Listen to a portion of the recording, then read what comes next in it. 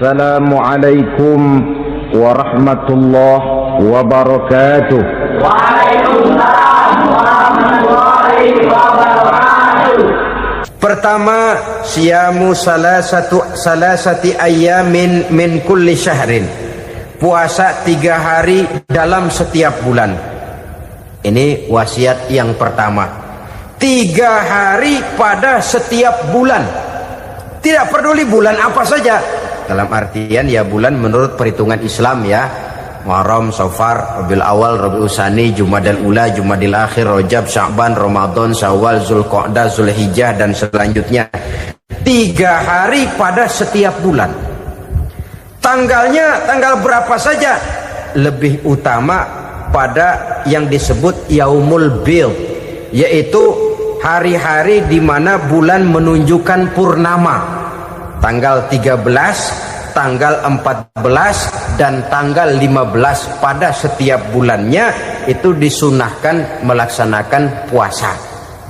Itu wasiat pertama, puasa 3 hari pada setiap bulan. Wasiat yang kedua, waraqatai duha, melaksanakan sholat duha sekurang-kurangnya 2 rakaat. Itu wasiat yang dipesankan benar kepada saya, kata Abi Hurairah. Pertama, puasa 3 hari pada setiap bulan. Yang kedua, usahakan jangan meninggalkan 2 rakaat minimal daripada sembahyang duha. Kita tahu sembahyang duha itu sembahyang sunnah di waktu pagi seketika matahari naik sepenggalahan. Sekurang-kurangnya 2 rakaat, sebanyak-banyaknya 8 rakaat. Di antara fadilah atau keutamaan daripada sholat duha ini yaitu menyangkut masalah rezeki dan usaha. Kemudian wasiat yang ketiga, wa an utira qabla an anama. Beliau sangat berwasiat kepada saya untuk sholat witir sebelum tidur. Artinya sholat malam sebagai amalan sunnah di dalam kehidupan kita. Jadi saudara-saudara, dalam hidup ini kita akan selalu berbentur dengan keperluan. Kalau pada satu saat kita sudah sampai kepada tahap berpikir ini keperluan saya, tentu hal-hal semacam ini akan kita kerjakan. Kita belum tergerak melaksanakan ini semua oleh karena barangkali kita merasa belum memerlukannya. Karena itu marilah kita berusaha di samping melaksanakan puasa yang wajib juga melaksanakan puasa yang sunnah di dalam kehidupan kita. Ini jenis puasa-puasa yang sunnah. Kemudian yang kedua, ada macam puasa yang disebut puasa nazar. Hukum pelaksanaannya wajib apabila nazarnya sudah terwujud. Puasa nazar, puasa yang dikaitkan dengan suatu persoalan. Umpamanya, kalau saya lulus ujian, saya akan puasa 1 minggu lamanya. Begitu ujiannya ternyata lulus, dia wajib bayar nazarnya. Puasa 7 hari, tidak lagi sunnah, tapi wajib karena dia nazarkan. Asal saja tidak sah nazar kepada yang makruh, apalagi kepada yang haram. Umpamanya nazar, kalau tembus 6 nomor mau puasa 3 hari. Itu nazar semacam itu bukan saja tidak sah, tapi haram hukumnya. Tidak boleh nazar kepada yang makruh, apalagi kepada yang haram.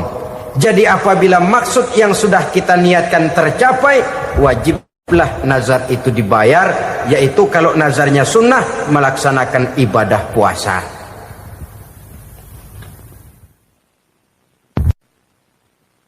Saudara-saudara kaum muslimin rahimakumullah. Jenis puasa yang ketiga kita kenal dengan puasa wajib. Dan ini kita laksanakan pada bulan suci Ramadan. Tentang teknis pelaksanaan ibadah puasa di bulan Ramadan sudah pernah saya bicarakan pada pertemuan tentang Ramadan dan Idul Fitri. Pada kesempatan ini saya hanya ingin mengajak bahwa di dalam melaksanakan ibadah puasa Ramadan ini, marilah kita mengadakan evaluasi.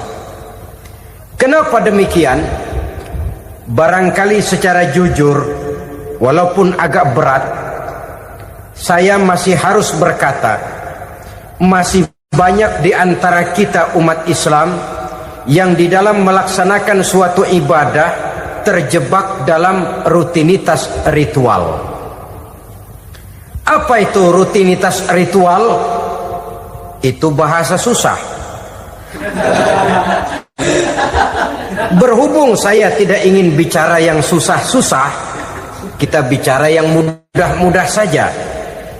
Maksud saya, banyak di antara kita umat Islam yang di dalam melaksanakan suatu ibadah itu hanya dengan prinsip asal sekadar gugur kewajiban saja. Akibatnya, sampai sejauh mana ibadah itu berhasil membentuk kepribadian diri kita, kita jarang mengadakan evaluasi dan penilaian. Solat yang penting gugur kewajiban. Puasa yang penting sudah gugur kewajiban. Haji yang penting sudah gugur kewajiban. Maka jangan heran kalau itu yang jadi prinsip, ibadah lantas tidak punya dampak dalam membentuk kepribadian diri. Banyak orang yang rajin sholat tapi munkarnya jalan terus. Sampai kadang-kadang kita bingung, yang sembahyang dia, yang nyolong dia. Puasanya kelihatannya tekun tapi tidak punya kepekaan sosial. Sama yatim piatu bersifat masa bodoh, sama fakir miskin malah gemes. Tidak lantas tumbuh kepekaan sosial walaupun dia sudah ikut merasakan tidak enaknya lapar dan haus. Ada juga yang sudah haji 4-5 kali mondar-mandir Jakarta Mekah, tapi gaya hidupnya tetap seperti katak di kolong tempurung, picik, sempit pandangan, dangkal hati, tidak terbuka walaupun sudah melihat Islam dalam skala internasional. Yang dia lihat, yang dia saksikan, yang dia pandang tidak sanggup menggugah dan mengubah jiwanya, tidak bisa mewarnai pandangan hidupnya. Inilah akibatnya kalau ibadah hanya dikerjakan dengan prinsip asal sekadar gugur kewajiban. Hasilnya yaitu tadi, hajinya cuma menang topi putih sama serban. Sholatnya cuma prinsip asal gugur kewajiban. Begitu juga puasanya, begitu juga zakatnya dan ibadah-ibadah lainnya. Bukan tanpa satu maksud, jikalau Allah Subhanahu wa ta'ala memerintahkan kita melaksanakan ibadah puasa di bulan suci Ramadan, bahkan maksud itu sangat pada penghujung ayat yang memerintahkan kita puasa. Ya ayyuhalladzina amanu kutiba alaikumus syiyam kama kutiba alal ladzina min qablikum la'allakum tattaqun. Orang yang beriman diwajibkan atas kamu berpuasa, telah diwajibkan juga kepada orang-orang yang sebelum kamu, la'allakum tattaqun, agar kamu dengan puasa itu menjadi manusia yang bertakwa kepada Allah Subhanahu wa ta'ala. Dengan kata lain, berhasil atau tidak puasa Ramadan kita ini akan nampak takwa kita meningkat atau tidak setelah kita melaksanakan ibadah puasa.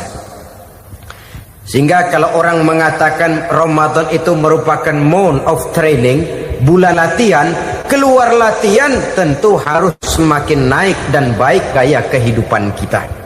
Jadi tujuan utama daripada pelaksanaan ibadah puasa adalah untuk membentuk manusia yang bertakwa. Nah, takwa itu kata Imam Qusairi hurufnya ada 4. Ta, qaf, wawu, ya. Masing-masing huruf ini simbol dari pribadi orang yang bertakwa, bina dan dibentuk oleh pelaksanaan puasanya. Mari kita lihat. Huruf ta adalah lambang dari sifat tawadhu, rendah hati. Orang yang bertakwa, orang yang tidak mempunyai sifat sombong.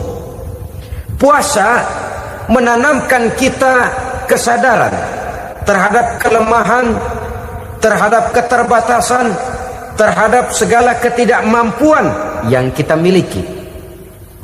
Ya Allah, baru sehari nggak kena makan, nggak kena minum, sudah begini lemesnya.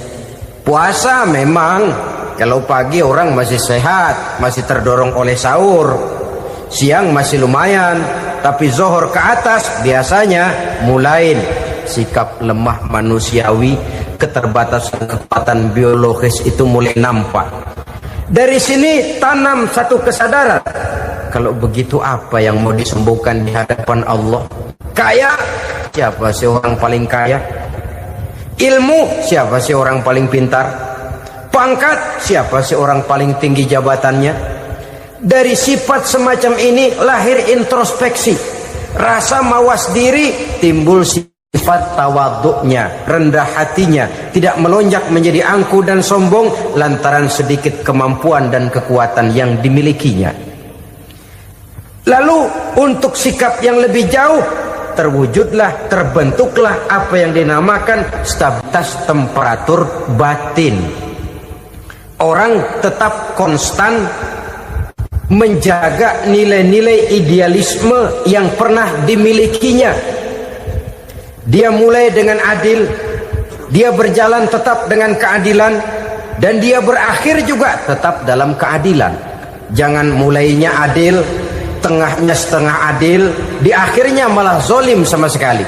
Ini tidak punya stabilitas temperatur batin. Kan banyak orang begitu toh. Mulanya benar, belakangan mau benar sendiri. Mulanya sudah rela berkorban buat kepentingan orang banyak, belakangan malah selalu mengorbankan kepentingan orang banyak. Waktu di bawah rajin baca ayat kursi, dapat kursi lupa ayat. Stabilitas temperatur batin, tertipu oleh perasaan seolah-olah situasi dan kondisi sudah serba memungkinkan, sudah serba menguntungkan.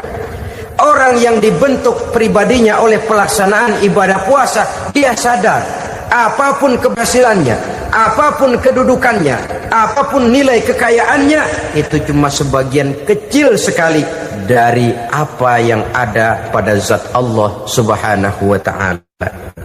Hati tidak takabur, sesuai dengan namanya takabur dari kalimat takabbaro ya takabbaru, membesar-besarkan diri. Orang yang suka membesar-besarkan diri, orang yang tidak yakin bahwa dirinya orang besar, lalu dibesar-besarkan dirinya.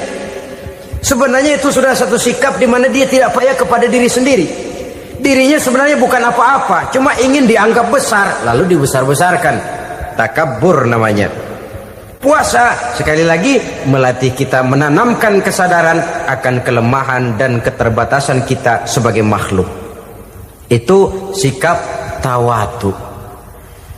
Fir'aun, saudara tahu Fir'aun, lama-lama dia jadi raja, lupa diri dan lupa daratan, melonjak menjadi angku dan sombong sampai kepada puncak kekurang ajarannya, memproklamirkan dirinya menjadi Tuhan.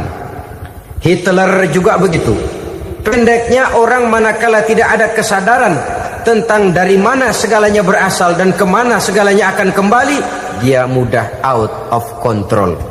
Kalau sudah out kontrol, maka dia akan melakukan perbuatan yang melampaui batas. Itu yang pertama. Jadi orang takwa, orang yang rendah hati, salah satu tujuan daripada pelaksanaan ibadah puasa menanamkan sikap rendah hati. Dari sikap rendah hati ini yang timbul lalu apa? Kepekaan sosial. Kalau saya puasa, saya sudah merasakan bagaimana tidak enaknya lapar. Saya sudah merasakan bagaimana tidak enaknya haus. Tapi bagaimanapun, saya lapar cuma sebentar, saya haus cuma sebentar. Selesai maghrib, lapar saya hilang, haus saya hilang. Bagaimana yatim piatu, orang-orang tua jompo yang perlu santunan, orang-orang miskin yang terkapar di kolong-kolong jembatan, yang tiap hari merasakan perasaan seperti ini, tanpa tahu kapan hidup dan nasibnya akan berubah, tidur beratapkan langit berselimut koran. Kalau demikian saya ini beruntung. Kalau demikian apa yang bisa saya lakukan untuk mereka? Kepekaan sosial ini lalu timbul dalam apa yang orang sekarang namakan solidaritas kesetiakawanan sosial. Hidup tidak hanya untuk kepentingan diri dan perutnya sendiri saja, tapi mau menolong, mau membantu orang yang memang memerlukan bantuan dan pertolongan itu sendiri. Jangan setelah tahu lapar tidak enak, haus tidak enak, tapi kita tidak mau tenggang rasa, tidak mau timbang rasa. Begini loh tidak enaknya lapar, begini loh tidak enaknya haus. Ini terjadi pada diri saya. Saya masih mampu, masih berbuka puasa. Bagaimana yang tiap hari merasakan seperti ini? Tidak Ramadan, tidak Syawal, tidak Zulqa'dah, tidak Zulhijjah, selalu kelaparan dan kehausan. Dari sana timbul kepekaan sosial. Lalu lahirlah sikap pemurah, dermawan, mau menoleh ke kiri dan ke kanan. Bahkan Al-Quran itu sampai mengancam betul. Ara'aita allazi yukadzibu bid-din fadzalika allazi yad'u al-yatim wa la mendustakan agama. Islam mendustakan Islam. Salat dia tapi mendustakan salat. Puasa dia tapi mendustakan puasa. Siapa mereka itu? Fadzalika allazi yad'u al-yatim. Merekalah orang-orang yang meninggalkan anak-anak yatim. Wa la yahuddu ala ta'amil miskin, dan tidak pernah memberi pertolongan, tidak memerintahkan memberi makan kepada fakir miskin, walaupun dia berada pada posisi dan kondisi yang memang dia mampu. Nah, kalau dia tidak mampu itu lain soal. Dia mampu, dia tahu, dan dia diam saja. Itu termasuk yukadzibu biddin, orang-orang yang mendustakan agama. Berlindung kita kepada Allah, jangan sampai termasuk ke dalam kelompok itu. Yang kedua saudara, huruf takwa itu qaf. Qaf adalah lambang dari sifat qanaah. Qanaah artinya merasa cukup. Puasa melatih kita untuk bersikap cukup dalam hidup. Kalau kita perturutkan menjelang saat berbuka, menunggu waktu berbuka, istilah orang di Jawa Barat ngabuburit katanya. Kita menunggu saat berbuka, segalanya saja ingin kita beli, segalanya saja ingin kita minum, semuanya saja ingin kita makan. Sebab nafsu sudah begitu berupa. Perut sudah sedemikian lapar, kerongkong sudah sedemikian haus, rasanya semuanya saja ingin kita telan. Tapi tahukah kita bahwa setelah maghrib berbunyi, berapa banyak yang kita makan, berapa banyak yang kita minum? Sesuaikah dengan keinginan kita tadi siang? Tadi siang semuanya ingin kita makan, tadi siang semuanya ingin kita minum. Setelah berbuka, berapa banyak yang kita makan, berapa banyak yang kita minum? Itulah kehidupan. Segalanya ingin kita kuasai, segalanya ingin kita punyai, tapi berapa sih yang benar-benar kita perlukan? Maka orang kaya adalah orang yang hidupnya cukup. Orang miskin hakikat yang selalu merasa kurang. Bagaimanapun besar rumah, banyak uang kita, berpuluh kendaraan kita, kalau hidup selalu merasa kurang, itu artinya kita masih miskin. Maka jikalau ingin menjadi orang kaya, kuncinya hakikatnya cuma satu, hati kita merasa cukup dengan yang diberikan Allah, bersyukur atas segala nikmatnya, dan dengan syukur itu, nikmat itu akan ditambah oleh Allah Subhanahu wa ta'ala. Puasa menimbulkan sifat qanaah, dan qanaah adalah watak daripada orang-orang yang bertakwa kepada Allah Subhanahu wa ta'ala. Seperti orang minum air laut, makin diminum makin haus, makin diminum makin kering tenggorokan. Begitulah orang berhadapan dengan materi. Tadinya dia akan senang kalau dia merasa punya tanah, ratusan hektar. Sudah ratusan hektar, tidak cukup ngelamun lagi, alangkah nikmatnya kalau bisa beli gunung. Gunung dibeli. Sudah punya gunung, lihat laut. Aduh, kalau laut juga bisa dibeli, beli lagi laut. Sudah punya laut, lihat ke atas langit, ada yang jual apa enggak ya?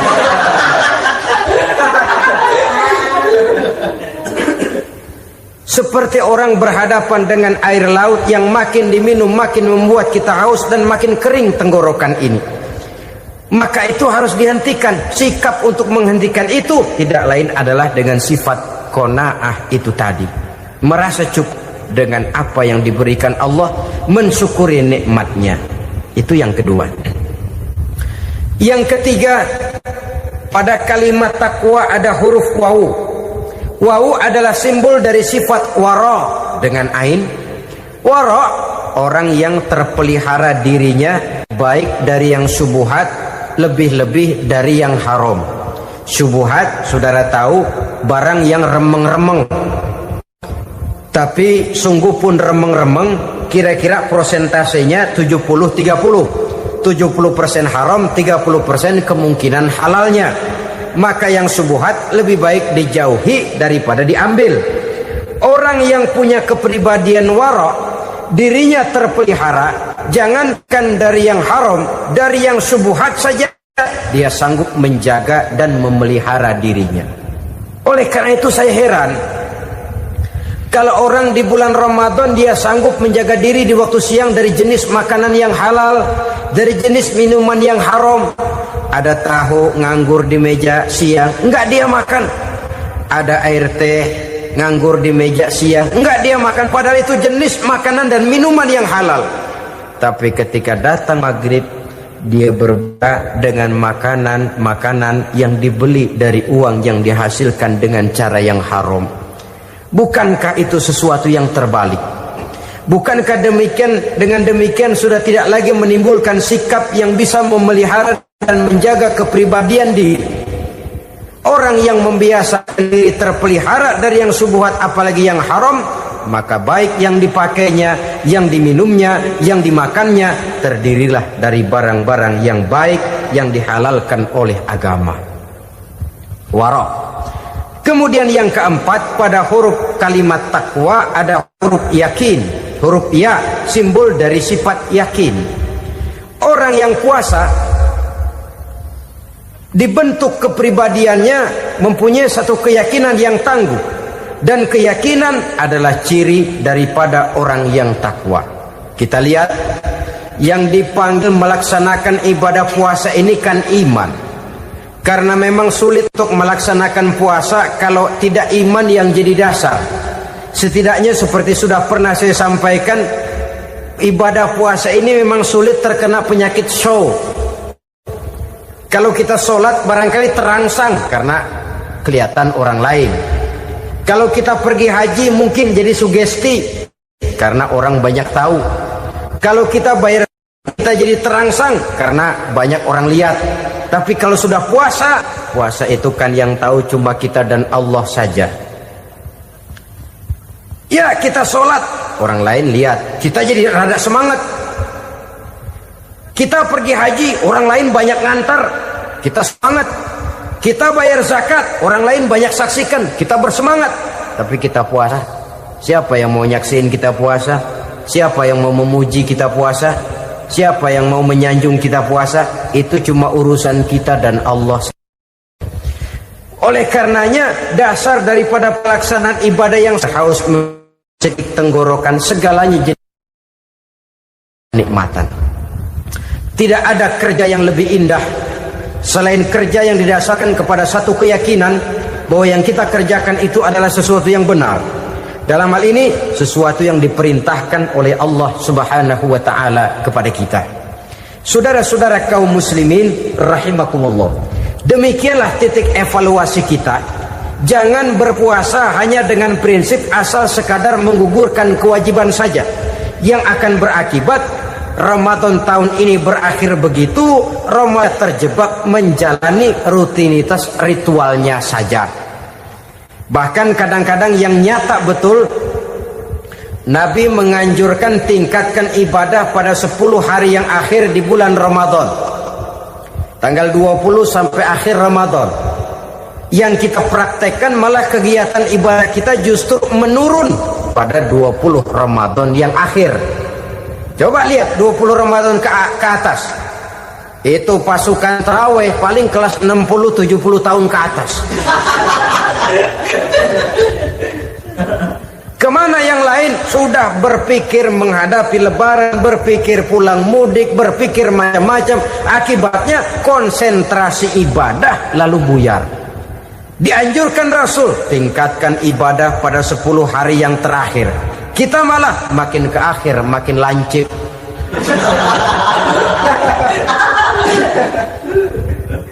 Saudara-saudara kaum muslimin rahimakumullah, kita terjebak oleh sesuatu yang sementara, oleh sesuatu yang bersifat kulit, lalu meninggalkan isinya.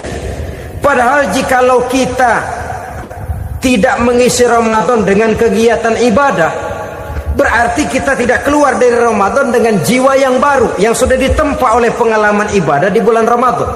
Artinya kita tidak kembali kepada fitrah, kesucian seperti saat kita dilahirkan. Lalu kalau kita tidak kembali kepada fitrah, apa yang mau kita rayakan pada Idul Fitri itu? Di mana letak kegembiraan kita? Di mana letak kebahagiaan hati? Kembalikah kita kepada fitrah? Tidak. Benarkah puasa yang kita kerjakan? Kelihatannya juga tidak. Adakah dampak dari pelaksanaan ibadah dalam pribadi kita? Tidak. Kadang-kadang Ramadan selesai malah teriak merdeka.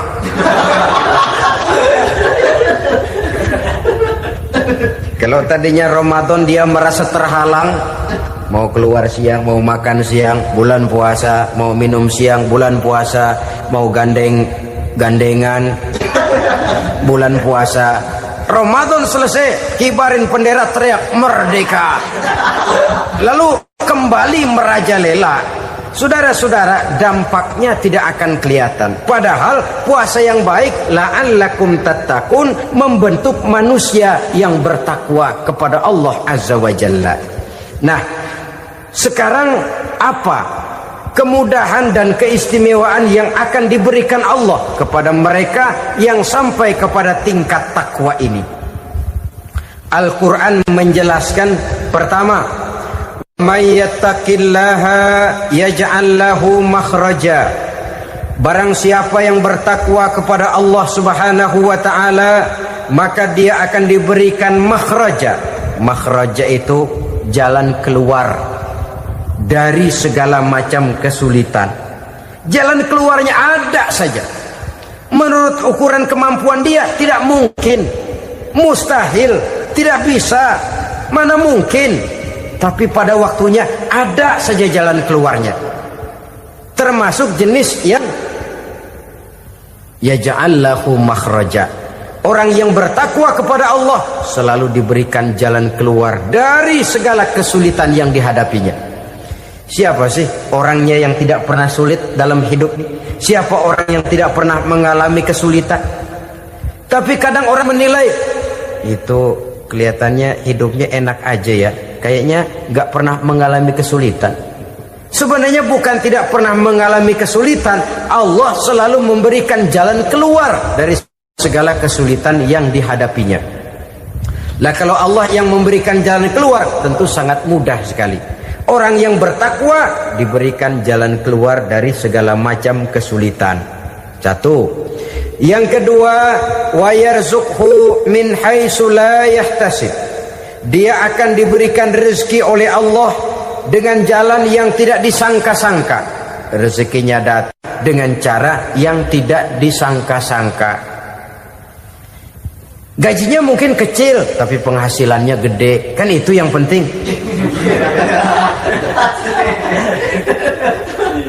Gaji dan penghasilan kan lain tuh. Boleh jadi gaji kecil, asal penghasilan gede, kan nikmat hidup itu. Nah, penghasilan ini ada yang bisa kita perkirakan. Bisa kita perkirakan. Misalnya gaji itu tadi. Kalau saya kerja, gaji saya begini. Ada rezeki yang masuk min haitsu la yahtasib. Tidak kita sangka-sangka, tidak kita duga-duga, tahu-tahu ada saja rezeki. Datang orang bawa persoalan yang mendatangkan hasil. Sebab rezeki, jodoh, maut memang seperti bayangan. Kita uber-uber dia lari, kita diem dia diem. Kan gemesin itu. Bayang-bayang itu begitu, kita kejar dia lari. Rezeki juga begitu, kita diam dia diam. Setengah mati yang namanya rezeki kita cari, kita uber, ngobek sampai ratusan bohong kita kerjain. Tapi memang belum waktunya, ya sulit untuk tembus. Tapi kadang-kadang giliran kita nongkrong di rumah, datang orang bawain rezeki. Itulah yang namanya rezeki. Tapi ini untuk orang yang bertakwa. Kalau tidak punya kredibilitas takwa, jangan lalu pakai ayat ini. Diberikan Allah dengan rezeki dengan jalan yang tidak disangka. Kan ada ayatnya dah, kita mah manteng aja di rumah dah. Ntar juga tuh rezeki datang. Ini fasilitas yang diberikan kepada orang yang wa may yattaqillah, bertakwa kepada Allah, yarzuqhu min haitsu la yahtasib, diberikan rezeki dengan cara yang tidak disangka-sangkanya. Maka kadar ketakwaan jangan membuat kita buruk sangka. Tuh orang ya nggak kemana-mana, duitnya ada aja. Kalau dia takwa, Allah berikan jalan keluar. Yang lantas ngelihat kiai orangnya ahli ibadah, ilmunya tinggi, akhlaknya luar biasa, takwanya tinggi, rezekinya lancar, lalu husnuzon nih kiai nggak kemana-mana, duitnya banyak, miara tuyul kali ini. Itu termasuk jaminan Allah yang masuk kategori min haitsu la yahtasib. Yang ketiga, yaj'al lahu min amrihi yusra, dimudahkan segala urusannya, dimudahkan segala urusannya. Kemudian yang keempat, yukaffir anhu sayyiatihi wa yu'azzim lahu ajra, diampuni segala kesalahannya dan dibesarkan pahala kebaikan yang dikerjakannya. Maka puasa yang kita kerjakan mengantarkan kita kepada ketakwaan kepada Allah, yang bertakwa kepada Allah Subhanahu wa taala, maka dia akan diberikan makhraja. Makhraja itu jalan keluar dari segala macam kesulitan. Jalan keluarnya ada saja. Menurut ukuran kemampuan dia tidak mungkin, mustahil, tidak bisa, mana mungkin. Tapi pada waktunya ada saja jalan keluarnya. Termasuk jenis yang yaj'al lahu makhraja. Orang yang bertakwa kepada Allah selalu diberikan jalan keluar dari segala kesulitan yang dihadapinya. Siapa sih orangnya yang tidak pernah sulit dalam hidup ini? Siapa orang yang tidak pernah mengalami kesulitan? Tapi kadang orang menilai, itu kelihatannya hidupnya enak aja ya, kayaknya nggak pernah mengalami kesulitan. Sebenarnya bukan tidak pernah mengalami kesulitan, Allah selalu memberikan jalan keluar dari segala kesulitan yang dihadapinya. Lah kalau Allah yang memberikan jalan keluar, tentu sangat mudah sekali. Orang yang bertakwa diberikan jalan keluar dari segala macam kesulitan. Satu. Yang kedua, wa yarzuqhu min haitsu la yahtasib, dia akan diberikan rezeki oleh Allah dengan jalan yang tidak disangka-sangka. Rezekinya datang dengan cara yang tidak disangka-sangka. Puasa sunnah 3 hari pada setiap bulan. 3 hari pada setiap bulan. Diriwayatkan oleh Imam Bukhari dan Muslim dari Abi Hurairah. Abi Hurairah bercerita, Ausani Khalili sallallahu alaihi wasallam bisalasin, kekasih saya Rasulullah berwasiat kepada saya, memesankan benar-benar kepada saya untuk melaksanakan 3 amalan yang terpuji. Pertama, siyamu salasati ayyamin min kulli syahrin, puasa 3 hari dalam setiap bulan. Ini wasiat yang pertama. 3 hari pada setiap bulan. Tidak peduli bulan apa saja. Dalam artian ya bulan menurut perhitungan Islam ya. Muharram, Safar, Rabiul Awal, Rabiul Tsani, Jumadal Ula, Jumadil Akhir, Rajab, Sya'ban, Ramadan, Syawal, Zulqa'dah, Zulhijjah dan selanjutnya. 3 hari pada setiap bulan. Tanggalnya tanggal berapa saja, lebih utama pada yang disebut Yaumul Bil, yaitu hari-hari di mana bulan menunjukkan purnama. Tanggal 13, tanggal 14 dan tanggal 15 pada setiap bulannya itu disunahkan melaksanakan puasa. Itu wasiat pertama, puasa 3 hari pada setiap bulan. Wasiat yang kedua, warok'atai duha, melaksanakan sholat duha sekurang-kurangnya 2 rakaat. Itu wasiat yang dipesankan benar kepada saya, kata Abi Hurairah. Pertama, puasa 3 hari pada setiap bulan.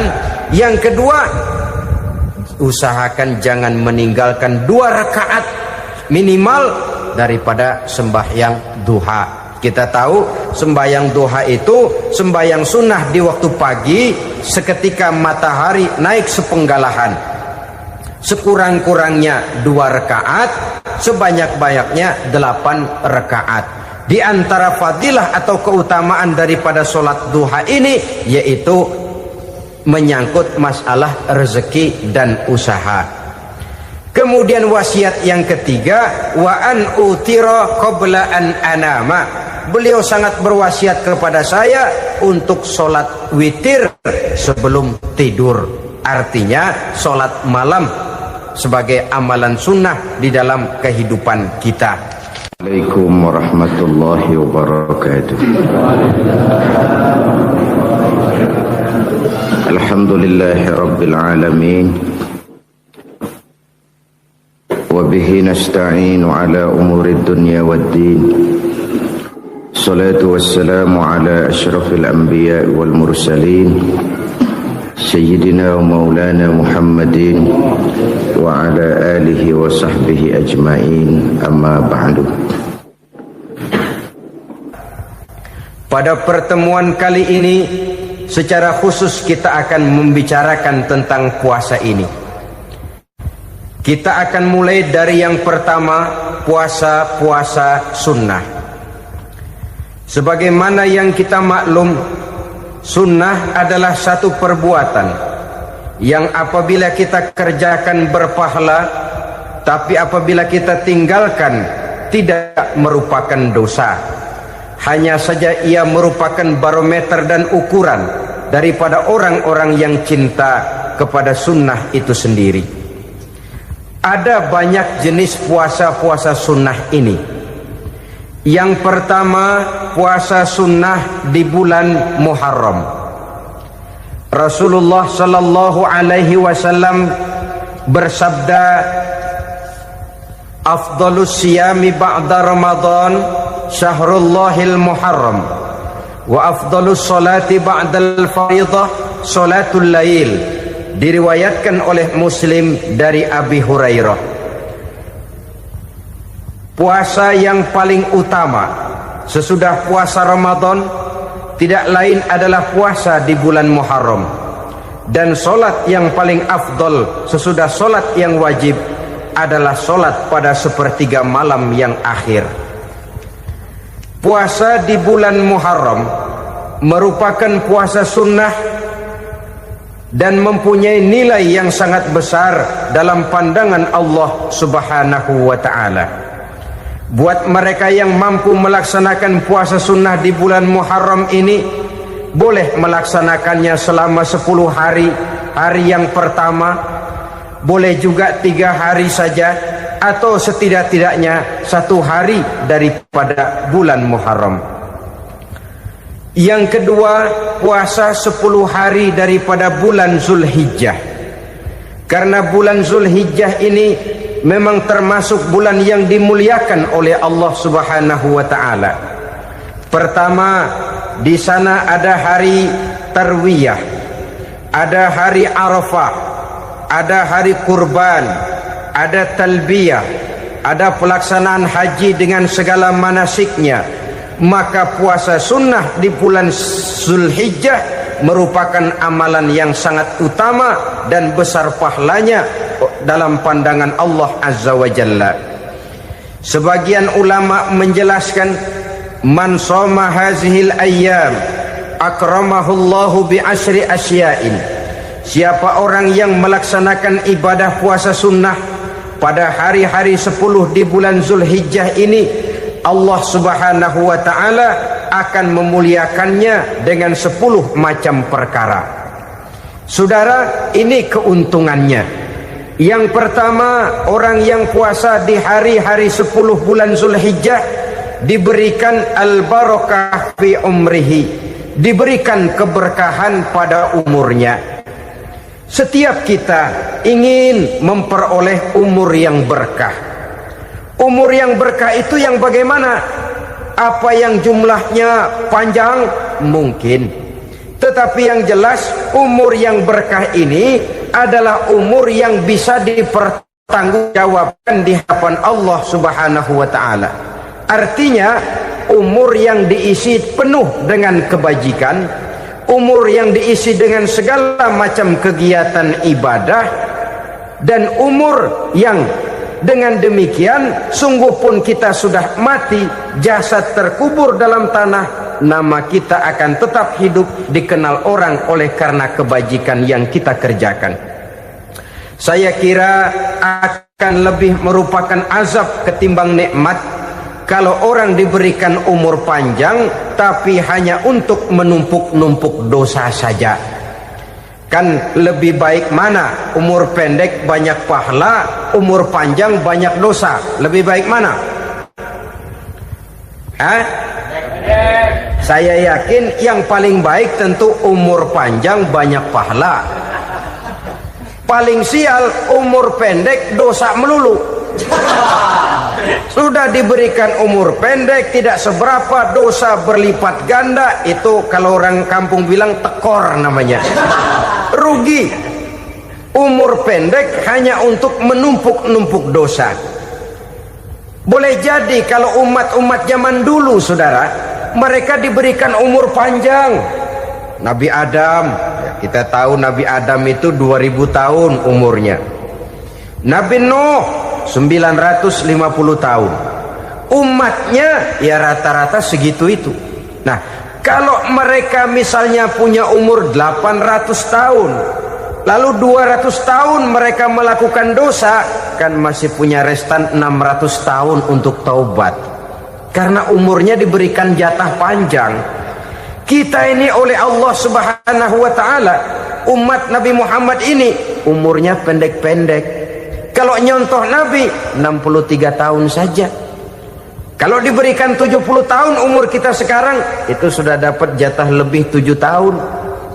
Alhamdulillah bahwa Allah memberikan saat-saat, waktu-waktu, tempat-tempat yang punya nilai istimewa, sehingga umur yang pendek ini bisa bernilai panjang. Nilai ibadahnya bisa bernilai pahala seperti umat yang berumur panjang dahulu itu. Karena itu manfaatkan umur dengan baik, dan salah satu keberkahan daripada umur akan datang dengan melaksanakan ibadah puasa sunnah. Ini yang pertama. Yang kedua, az-ziyadatu fi malihi, berikan tambahan hartanya, menjadi orang kaya. Kaya apa? Kaya hati setidak-tidaknya. Karena dengan tekun dan rajin melaksanakan ibadah puasa, yang segera tertanam dalam jiwa seseorang merasakan cukup di dalam kehidupan. Itulah dia orang yang paling kaya, orang yang hidupnya paling cukup. Kalau orang sudah merasa cukup dalam hidupnya, maka itulah dia orang yang kaya. Saudara-saudara kaum muslimin rahimakumullah, puasa sunnah memberikan tambahan harta, usahanya berkembang, dengan demikian membawa keberkahan, hartanya makin bertambah, akan menunjang ibadahnya kepada Allah, lebih memantapkan dan membawa ketenangan dalam hidupnya. Itu termasuk berkahnya melaksanakan puasa sunnah itu. Yang ketiga, al-hifzu fi iyalihi, diberikan penjagaan, perlindungan terhadap keluarganya, anaknya sehat, sanak famili dan handai tolannya terjaga dan terpelihara dari segala malapetaka, dari segala mara bahaya, kesehatannya terjamin dan terpelihara. itu sudah merupakan modal yang sangat besar di dalam kita mengarungi kehidupan. Sebab rasanya sulit untuk bahagia. Duit kita banyak sekali. Usaha kita selalu mendatangkan untung yang berlipat ganda. Tapi sebentar-sebentar anak kita sakit, yang ampek, yang korengan, yang kena musibah, ndak karu-karuan sakit, berobat sampai jutaan rupiah. Itu kan sudah tidak membawa kebahagiaan. Uang masuk yang begitu banyak jumlahnya habis akhirnya untuk berobat saja. Sebenarnya hitung-hitung ya seri-seri juga. Usaha berhasil, duit banyak, habis untuk berobat. Lah sama juga saudara-saudara. Jadi dengan demikian, biar duit kita banyak, asal keluarga pada sehat saja, udah enak bener itu. Duit banyak, ekonomi cukup, keluarga sehat, nikmat rasanya menjalani kehidupan ini. Yang kiamat sudah duit kagak barang seperak, keluarga ampek semua. Kiamat sudah. Saudara hadirin yang saya hormati, jadi yang ketiga, Allah memberikan pemeliharaan terhadap keluarganya. Satu kali orang dipelihara Allah, tidak satu kekuatan pun yang bisa mencelakakan. Satu kali orang disengsarakan Allah, tidak satu tenaga pun yang mampu menyelamatkannya. Itulah sebabnya perlindungan Allah, pemeliharaan Allah terhadap diri dan keluarga sangat kita perlukan di dalam kehidupan ini. Dengan melaksanakan ibadah puasa, kita mendekatkan diri kepada Allah. Dengan dekat kepada Allah, maka Allah pun dekat kepada kita. Sehingga dalam hadis qudsi dikatakan, ta'arraf ilallahi firraha ya'rifka fi syiddah. Ingatlah kepada Allah di waktu kamu senang, agar Allah ingat kepada kamu di waktu kamu susah. Yang kita laksanakan kadang-kadang sebaliknya. Waktu susah kita ingat Allah, waktu senang kita lupa Allah. Akhirnya nanti pada waktu kita melarat, kebelangsak, susah dan sebagainya, pertolongan tidak akan datang kepada kita. Benar, ta'arraf ilallah firraha ya'rifka fisyiddah. Ingatlah kepada Allah di waktu kamu susah, ingatlah kepada Allah di waktu kamu senang, agar Allah ingat kepadamu di waktu kamu mendapat kesusahan.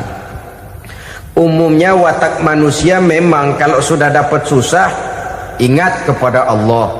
Waktu duduk, waktu berbaring, sambil tidur, dalam segala keadaan Allah disebutnya, Allah dimintakan pertolongannya. Tapi dikala dia berada pada posisi di atas angin, merasa senang, bahagia, Allah terlupakan. Saudara-saudara kaum muslimin, itu yang ketiga. Yang keempat, at-takfiru li sayyiatihi. Orang yang melaksanakan puasa sunnah itu diampuni segala dosa dan kesalahan yang telah dilakukannya. Dan yang kelima, at-tad'ifu li hasanatihi, diberikan balasan yang berlipat ganda dari segala kebaikan yang dikerjakannya. 1 berbalas 7, 7 bisa berbalas 10, 10 masih berbalas 100, masih ditambah dengan wallahu yudha'ifu liman yasha. Allah melipat gandakan pahala orang-orang yang dikehendakinya. Maka carilah satu kebaikan yang apabila kita kerjakan, dosa akan dihapus dan nilai pahalanya menjadi berlipat ganda. 1 kali kita bekerja, 2-3 pulau bisa kita raih dan kita jangkau. Yang keenam, orang yang melaksanakan puasa sunnah di bulan Zulhijjah, at-tashil li sakarati mautihi, diberikan kemudahan pada saat menghadapi sakaratul maut. Maut a mysterious problem. Dia adalah pintu yang setiap orang pasti akan memasukinya. Bahwa mati adalah mati, itu semua kita tahu. Tapi hakikat orang pada saat menghadapi mati itu kan berbeda-beda. Ada yang matinya itu gampang sekali, persis orang tidur saja, tidak nampak gelisah, tidak bikin susah yang hidup, tidak gelimpangan di tempat tidur, bersih seperti orang mau tidur saja. Ada yang sulit sekali menghadapi sakaratul maut, gelimpangan di tempat tidur, bikin bingung orang yang nunggu. Kadang-kadang seperti kerbau digorok lehernya. Saudara-saudara, sulit menghadapi sakaratul maut.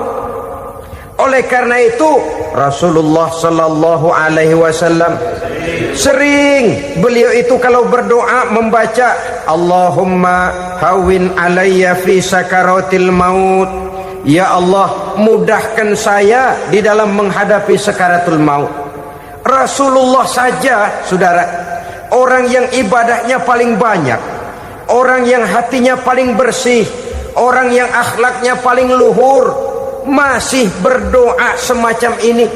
Mohon dimudahkan oleh Allah agar mudah menghadapi sakaratul maut. Apalagi kita, terus terang kita ini paling-paling kelas mukhtalid, bangsa sama pahala mau sama dosa doyan.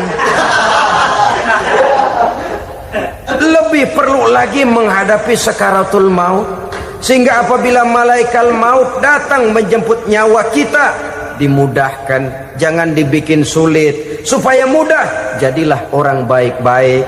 Biasanya kalau banyak yang mati, malaikat maut juga kali main-mainin dulu tuh orang, kutak-katik, ditakut-takutin dan segala macam. Saudara hadirin yang saya hormati, maka menghadapi sakaratul maut ini merupakan kunci. Apakah seseorang bisa husnul khatimah atau bisa su'ul khatimah? Salah satu jalan untuk memudahkan diri menghadapi sakaratul maut, melaksanakan puasa sunnah di bulan Zulhijjah ini. Yang ketujuh, ad-diya'u li zulumati qabrihi, diberikan terang di alam kuburnya. Kubur, saudara tahu, saudara tentu sering lihat orang dimasukkan ke liang lahat, ditutup dengan papan, dinding ari kata kita di kampung, lalu diuruk lagi dengan tanah. Dalamnya liang lahat, gelapnya liang lahat, gelapnya diuruk dengan tanah, gelapnya di dalam kubur, tiga gelap yang menjadi satu. Bapak moyangnya gelap.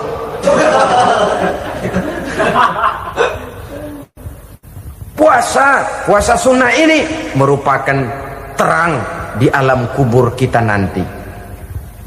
Yang kedelapan, at-tasqil limizanihi, diberikan keringanan pada timbangan di hari akhirat nanti. Bahwa setelah dibangkitkan dari kubur, setiap kita akan menghadapi perhitungan, akan ditimbang segala macam kebaikan dan segala macam kejahatan yang pernah kita lakukan di dalam kehidupan. Orang yang melaksanakan ibadah puasa sunnah, at-tasqilu limizanihi, diberikan keringanan timbangan hari akhiratnya nanti. Yang kesembilan, an-najah minal bala, diberikan keselamatan dari segala macam bencana. Dan yang ke-10, as-su'ud ala darajatihi, diberikan ketinggian, naik derajatnya, derajat di dunia, lebih-lebih lagi derajat di akhirat nanti. Ini keutamaan yang diberikan Allah Subhanahu wa ta'ala kepada mereka yang melaksanakan ibadah puasa 10 hari di bulan Zulhijjah menurut penjelasan sebagian dari para ulama kita. Jadi setelah puasa Muharram ada lagi puasa Zulhijjah. Kemudian puasa sunnah yang ketiga, puasa sunnah pada hari Senin dan hari Kamis. Apa sumber hukumnya? Diriwayatkan oleh Imam Muslim dari Abi Qatadah, Rasulullah sallallahu alaihi wasallam ditanya tentang puasa pada hari Senin. Kenapa Rasul melakukan itu? Beliau menjawab, zalika yaumu wulidtu fihi wa yaumu bu'istu au unzila alayya fihi. Hari Senin itu adalah hari di mana aku dilahirkan dan hari di mana aku dibangkitkan. Wahyu pertama turun kepadaku pun pada hari itu. Maka sunnah melaksanakan puasa pada hari itu. Adapun hari Kamis, ada hadis yang diriwayatkan oleh Imam Turmuzi dari Abi Hurairah, Nabi bersabda, tu'radul a'malu yaumul isnaini wal khamisi fa uhibbu an yu'rada amali wa ana sha'im. Disetor amal setiap manusia pada hari Senin dan pada hari Kamis. Maka aku ingin, kata Nabi, agar pada saat amalku disetor itu aku sedang puasa. Jadi malaikat itu menurut riwayat ini mencatat dan menyetorkan catatan amalan seseorang pada hari Senin, hari Kamis. Tiap hari Senin amalan kita disetor oleh malaikat. Catatan terakhir tentu yang sedang kita kerjakan, sehingga yang masuk daftar, saya tinggalkan orang ini, dia sedang puasa, karena naik catatan amalnya pada hari Senin. Kamis diangkat lagi, catatan paling akhir, saya tinggalkan orang ini, dia sedang puasa. Itu makna fa uhibbu ay yu'rada amali wa ana shaim.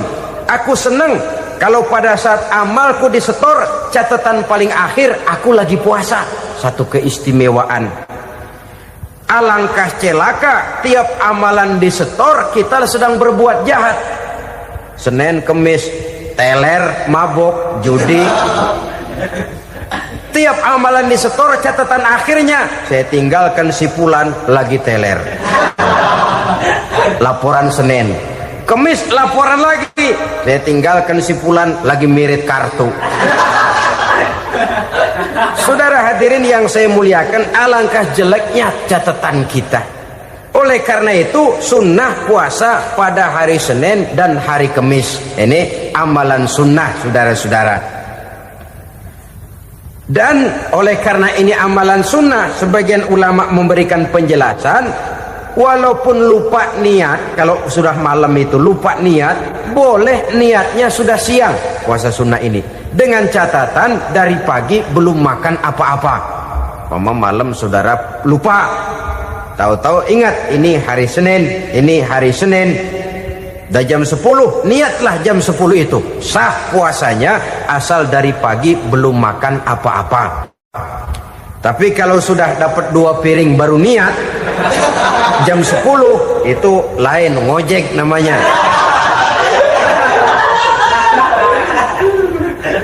Jadi puasa sunnah yang ketiga, puasa pada hari Senin dan hari Kamis. Yang keempat, puasa jenis sunnah yang keempat, puasa 6 hari di bulan Syawal. Diriwayatkan oleh Imam Muslim dari Abi Ayyub bahwa Nabi bersabda, man shoma ramadhana summa atba'ahu sittan min Syawal kana kasyamid dahri. Barang siapa yang berpuasa di bulan Ramadan kemudian diikutinya dengan 6 hari di bulan Syawal, maka dia seolah-olah seperti orang yang berpuasa 1 abad lamanya.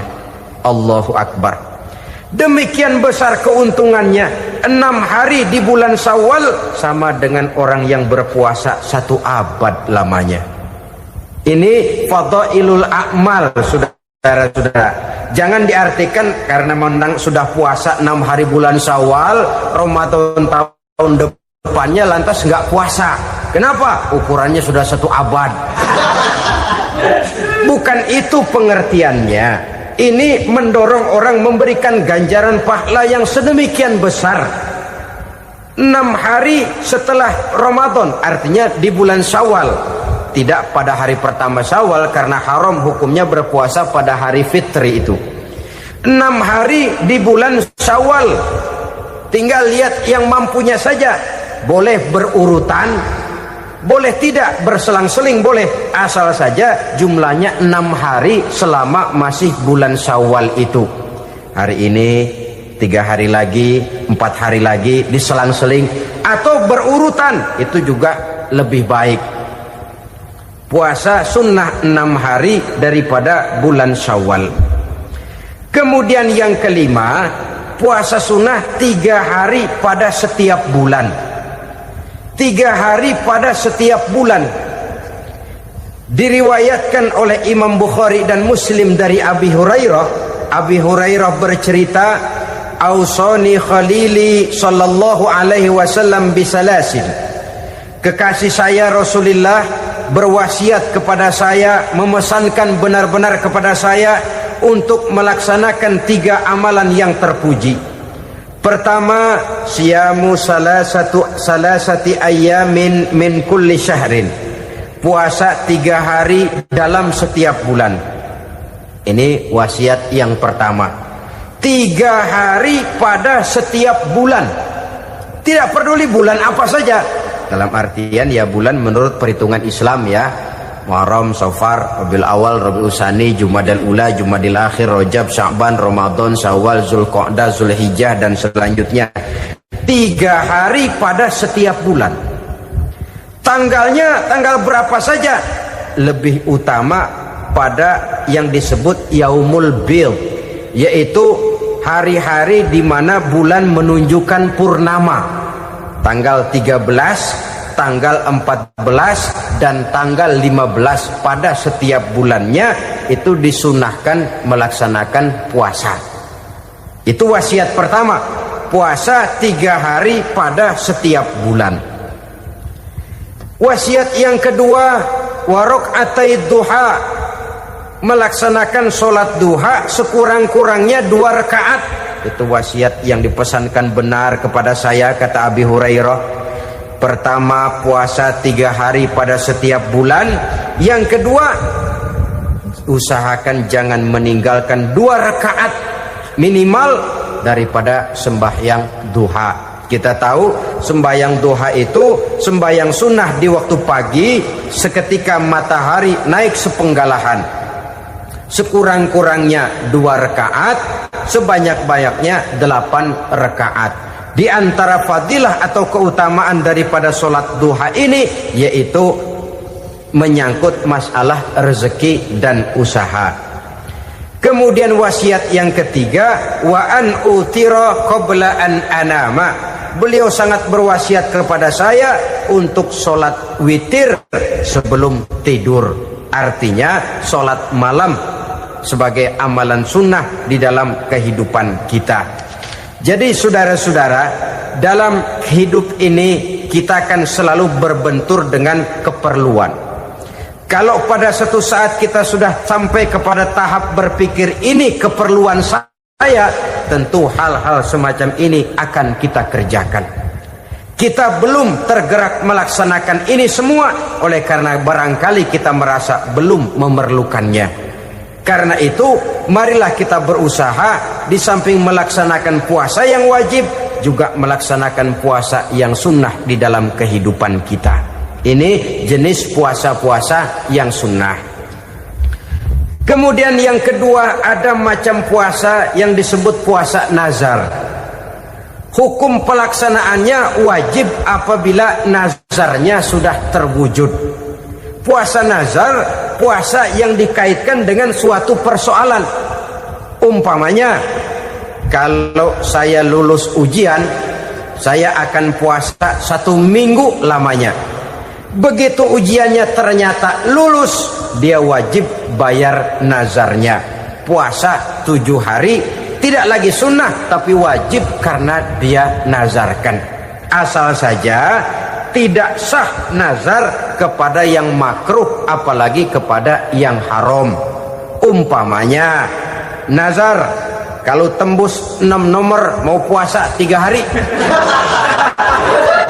Itu nazar semacam itu bukan saja tidak sah, tapi haram hukumnya.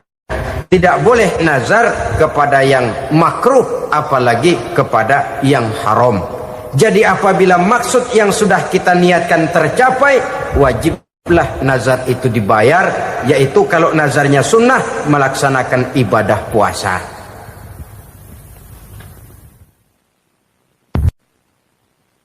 Saudara-saudara kaum muslimin rahimakumullah. Jenis puasa yang ketiga kita kenal dengan puasa wajib. Dan ini kita laksanakan pada bulan suci Ramadan. Tentang teknis pelaksanaan ibadah puasa di bulan Ramadan, sudah pernah saya bicarakan pada pertemuan tentang Ramadan dan Idul Fitri. Pada kesempatan ini saya hanya ingin mengajak bahwa di dalam melaksanakan ibadah puasa Ramadan ini, marilah kita mengadakan evaluasi. Kenapa demikian? Barangkali secara jujur, walaupun agak berat, saya masih harus berkata, masih banyak di antara kita umat Islam yang di dalam melaksanakan suatu ibadah terjebak dalam rutinitas ritual. Apa itu rutinitas ritual? Itu bahasa susah. Berhubung saya tidak ingin bicara yang susah-susah, kita bicara yang mudah-mudah saja. Maksud saya, banyak di antara kita umat Islam yang di dalam melaksanakan suatu ibadah itu hanya dengan prinsip asal sekadar gugur kewajiban saja. Akibatnya, sampai sejauh mana ibadah itu berhasil membentuk kepribadian diri kita, kita jarang mengadakan evaluasi dan penilaian. Solat yang penting gugur kewajiban. Puasa yang penting sudah gugur kewajiban. Haji yang penting sudah gugur kewajiban. Maka jangan heran kalau itu yang jadi prinsip, ibadah lantas tidak punya dampak dalam membentuk kepribadian diri. Banyak orang yang rajin sholat tapi munkarnya jalan terus. Sampai kadang-kadang kita bingung, yang sembahyang dia, yang nyolong dia. Puasanya kelihatannya tekun tapi tidak punya kepekaan sosial. Sama yatim piatu bersifat masa bodoh, sama fakir miskin malah gemes. Tidak lantas tumbuh kepekaan sosial walaupun dia sudah ikut merasakan tidak enaknya lapar dan haus. Ada juga yang sudah haji 4-5 kali mondar-mandir Jakarta Mekah, tapi gaya hidupnya tetap seperti katak di kolong tempurung, picik, sempit pandangan, dangkal hati. Tidak terbuka walaupun sudah melihat Islam dalam skala internasional. Yang dia lihat, yang dia saksikan, yang dia pandang, tidak sanggup menggugah dan mengubah jiwanya, tidak bisa mewarnai pandangan hidupnya. Inilah akibatnya kalau ibadah hanya dikerjakan dengan prinsip asal sekadar gugur kewajiban. Hasilnya yaitu tadi, hajinya cuma menang topi putih sama serban. Sholatnya cuma prinsip asal gugur kewajiban. Begitu juga puasanya, begitu juga zakatnya dan ibadah-ibadah lainnya. Bukan tanpa satu maksud. Jikalau Allah Subhanahu wa ta'ala memerintahkan kita melaksanakan ibadah puasa di bulan suci Ramadan, bahkan maksud itu sangat pada penghujung ayat yang memerintahkan kita puasa. Ya ayyuhalladzina amanu kutiba alaikumus syiyam kama kutiba alal ladzina min qablikum la'allakum tattaqun. Orang yang beriman diwajibkan atas kamu berpuasa, telah diwajibkan juga kepada orang-orang yang sebelum kamu, la'allakum tattaqun, agar kamu dengan puasa itu menjadi manusia yang bertakwa kepada Allah Subhanahu wa ta'ala. Dengan kata lain, berhasil atau tidak puasa Ramadan kita ini akan nampak takwa kita meningkat atau tidak setelah kita melaksanakan ibadah puasa. Sehingga kalau orang mengatakan Ramadan itu merupakan month of training, bulan latihan, keluar latihan tentu harus semakin naik dan baik gaya kehidupan kita. Jadi tujuan utama daripada pelaksanaan ibadah puasa adalah untuk membentuk manusia yang bertakwa. Nah, takwa itu kata Imam Qusairi hurufnya ada 4. Ta, qaf, wawu, ya. Masing-masing huruf ini simbol dari pribadi orang yang bertakwa, bina dan dibentuk oleh pelaksanaan puasanya. Mari kita lihat. Huruf ta adalah lambang dari sifat tawadhu, rendah hati. Orang yang bertakwa, orang yang tidak mempunyai sifat sombong. Puasa menanamkan kita kesadaran terhadap kelemahan, terhadap keterbatasan, terhadap segala ketidakmampuan yang kita miliki. Ya Allah, baru sehari nggak kena makan, nggak kena minum, sudah begini lemesnya. Puasa memang, kalau pagi orang masih sehat, masih terdorong oleh sahur, siang masih lumayan, tapi zuhur ke atas biasanya mulai sikap lemah manusiawi, keterbatasan kekuatan biologis itu mulai nampak. Dari sini tanam satu kesadaran, kalau begitu apa yang mau disembuhkan di hadapan Allah? Kaya, siapa sih orang paling kaya? Ilmu, siapa sih orang paling pintar? Pangkat, siapa sih orang paling tinggi jabatannya? Dari sifat semacam ini lahir introspeksi, rasa mawas diri, timbul sifat tawaduknya, rendah hatinya, tidak melonjak menjadi angku dan sombong lantaran sedikit kemampuan dan kekuatan yang dimilikinya. Lalu untuk sikap yang lebih jauh, terwujudlah, terbentuklah apa yang dinamakan stabilitas temperatur batin. Orang tetap konstan menjaga nilai-nilai idealisme yang pernah dimilikinya.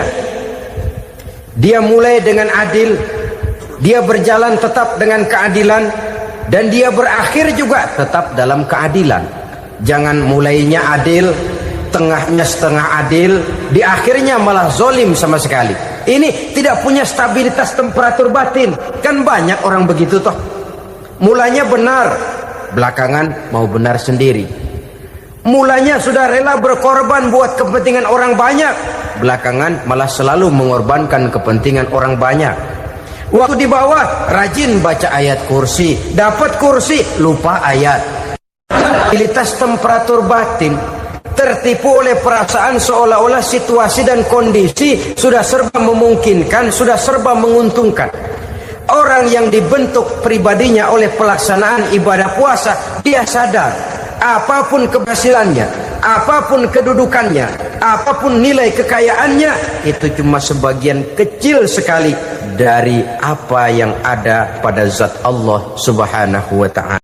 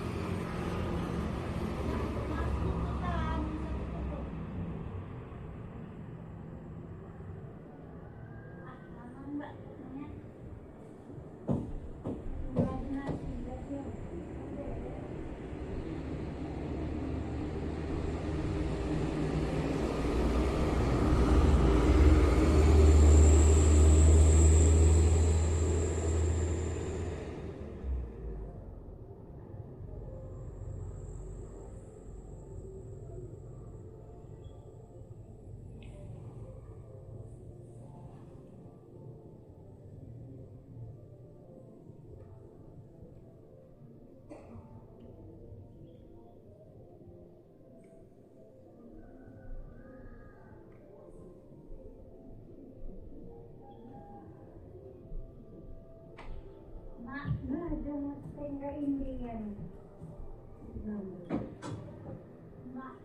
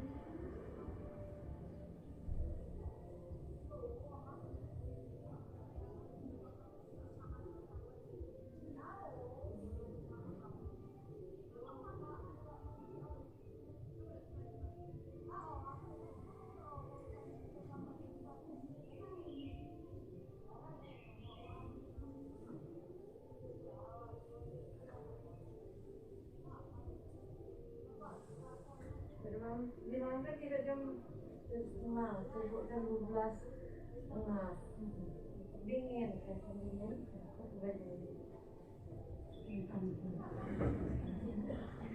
Ayah anakku tuh tidak mampu sana kan. Di malam.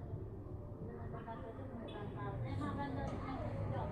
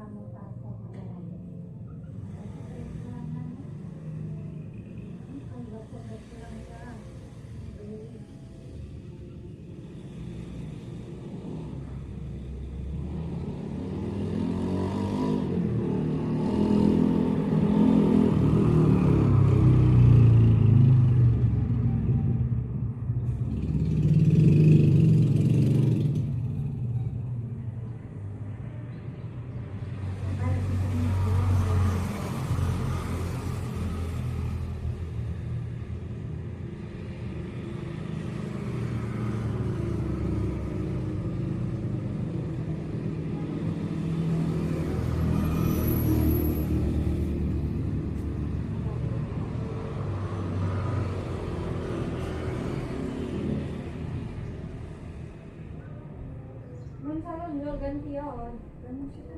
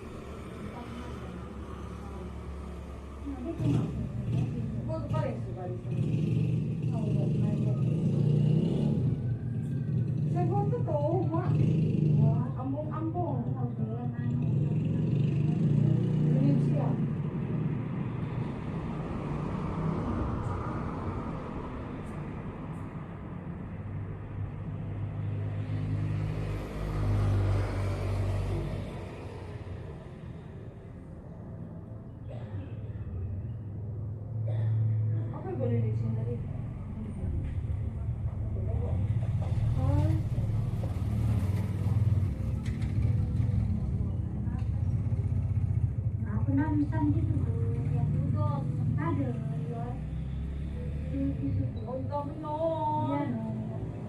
Kamu juga enggak juga.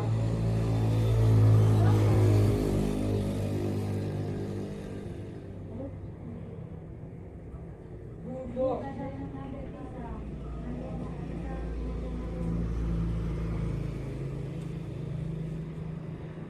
Sepeda. Kamu lihat tuh. Dia ini baru orang ada ini waktu kita tahu. Coba nambah sih.